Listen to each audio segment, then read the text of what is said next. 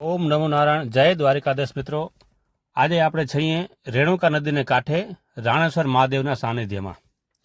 આ રાણેશ્વર મંદિર આવેલું છે રાણ ગામમાં, જે દેવભૂમિ દ્વારકાના જામ કલ્યાણપુર તાલુકામાં આવેલું છે.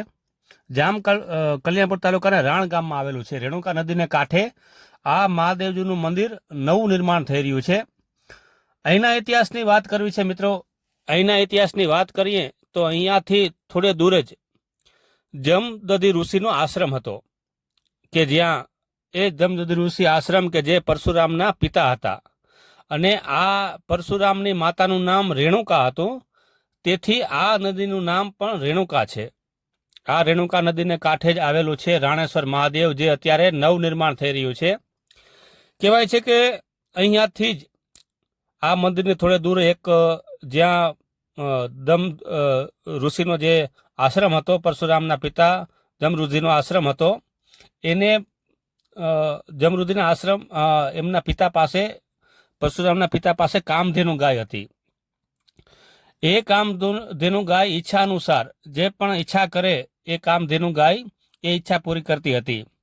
અને એક વખત એમ કહેવાય છે કે એમના સાધુભાઈ ત્યાં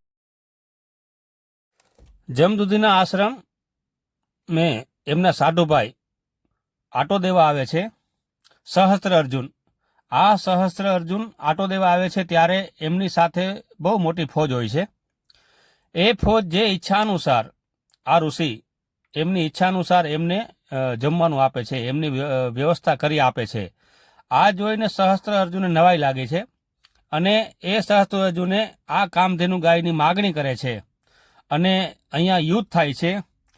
ત્યારે એ યુદ્ધમાં સહસ્ત્ર અર્જુન પરશુરામના પિતાજીનો વધ કરે છે. ત્યારે આ રેણુકા જે પરશુરામના માતા હોય છે, એમણે 21 વખત પોતાની છાતી કૂટી હતી.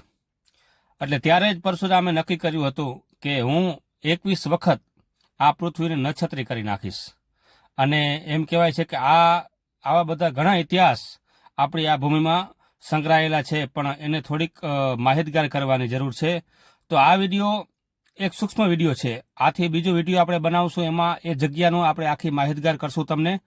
અત્યારે તો અહીંથી નીકળ્યા તો થયું કે રેણુકા નદીને કાંઠે ભગવાન મહાદેવજી, રાણેશ્વર મહાદેવજીનું નવું નિર્માણ થઈ રહ્યું છે. તો આપણે આ થોડા રાણગામ વિશે થોડે આપણે બધાને માહિતગાર કરું. તો આ વિડીયો આપણને કેવો લાગ્યો ચોક્કસથી જણાવજો, અને અમારી ચેનલને સબસ્ક્રાઈબ કરજો. જય માતાજી.